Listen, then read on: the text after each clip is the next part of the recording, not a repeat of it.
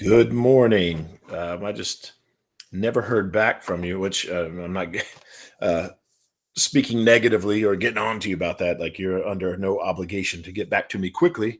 I have no idea what's going on in your life, but because I haven't heard back from you yet, and because you're probably wanting to get this discussion post behind you, um, I'm going to go ahead and just make a quick video to explain what I'm talking about. So hopefully that'll help you. And then again, still, if it doesn't, if this still doesn't make sense, let me know what you're talking about. So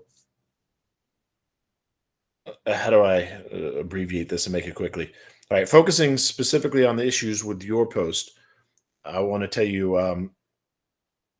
one of the reasons that I'm so picky with sources is because on a selfish side, like for me, I have a lot to grade, a lot going on, so I don't have a lot of time, right? So because of this, and also your classmates also need to have access to your sources, right?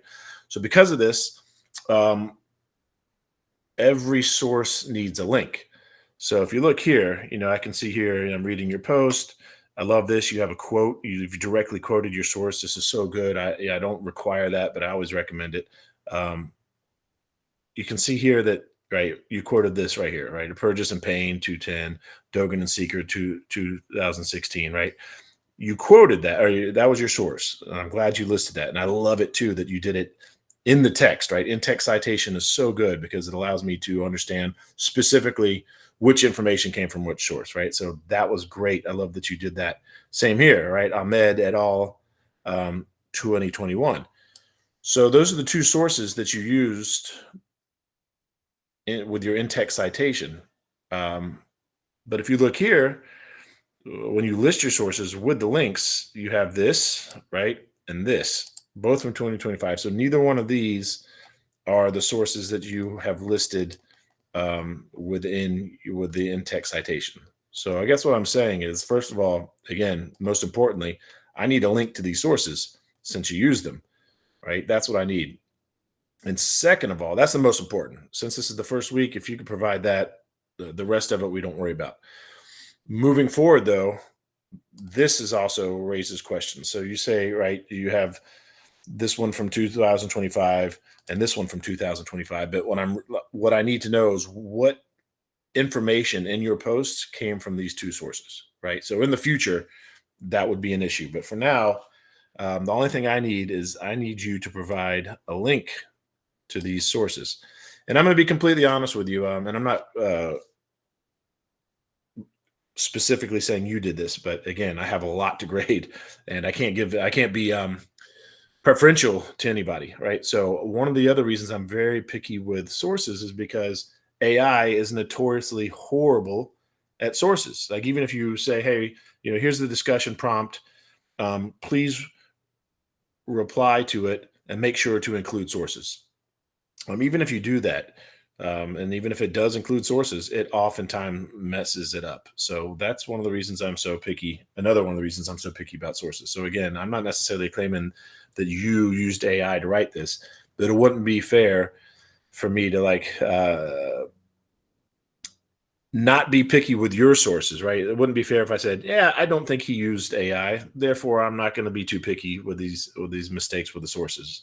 Meanwhile, with another student, if I did suspect that they were using AI, and then I was only picky with them, right? So just to be fair to all your classmates, this is how I do it. And again, I apologize for being so strict, and now you know some of the big reasons why. At least as far as your post is concerned, those are the two big reasons, right? I need to be able to check your source.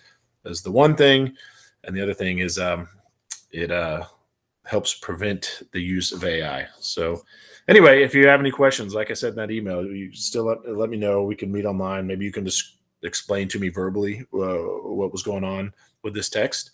Um, yeah, so that's it. So again, please, if you don't have any questions, what I'm asking you to do is, reply to my reply. Right when you're reading this, just hit the reply button and provide. You don't even need to do a revised version of your post. You just say, all right, here's the link to this source, and here's the link to this source, right? Another option, because sometimes this happens, if for some reason you just cannot find those sources anymore, like a link to those sources, then if you need to rewrite your post and post a completely new one in the discussion.